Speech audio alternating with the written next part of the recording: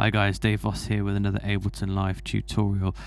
So the last tutorial I did was on a basic audio mastering in Ableton Live with Ableton stock plugins. And one of my favourite mastering plugins was missing from that tutorial because I've switched from Logic 10 to Ableton Live mainly. And when mastering in Logic 10, something I tended to use a lot was Logic 10's stereo spread tool. Which is great for mixing, mastering, particularly because you can keep the bass drum, kick drum, and bass central while spreading out hi-hats, synths, and other parts to really spread out your mix or your master. And there isn't a plugin that comes with Ableton Live that can really do this as such. So what I want to do today is show you a little workaround. So there's just an example of the stereo spread plugin I'm talking about here, a screenshot of it in Logic 10. So going into Ableton Live, one way that we can get around this is, if you've still got your mix, you're still in the process of making your track, is create a return track, a new return track. Here we go. I'm going to call this return track stereo spread.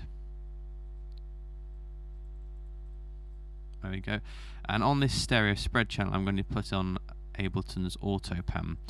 Now the auto pan basically just allows you to spread whatever you're sending to it between your left and right ears. With this amount control here, we can see if I turn this up, it spreads it further and further left and right away from the center, kind of like the mid side without the mid. And it's really nice for spreading things out, making more space. And what I'm going to simply do is put that on a return track, and I'll send anything that I want to be spread out to that channel. So I can leave the kick and the bass central, because you always want to keep low ends pretty much right down the middle.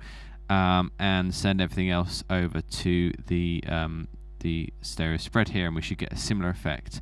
Also, because it's a send, we'll have quite a bit of control over it. So I'm going to play the track to start with, so you can hear it without any spread, and then we'll get into playing it with some stereo spread on. Okay, so let's have a little listen.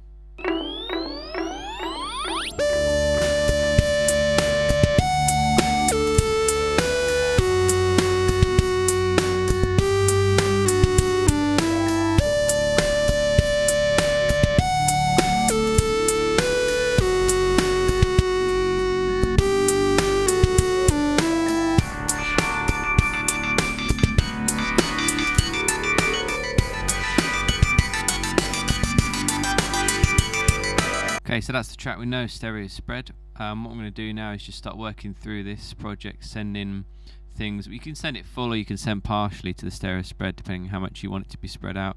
Guitars I might want to not do quite as much of. Synths, sending any of these through to the stereo spread. We've got these risers, stutters. I'm just going to send everything, to be honest. Leave the kick and snares down the middle. Yeah, kick. I'm going to leave mostly the drums down the middle. Maybe just spread the hats. Okay. So what that'll do is send to this stereo spread channel, and spread out these instruments between the stereo fields, so left and right, leaving our kick drum and bass down the center. So let's have a listen to how that sounds here.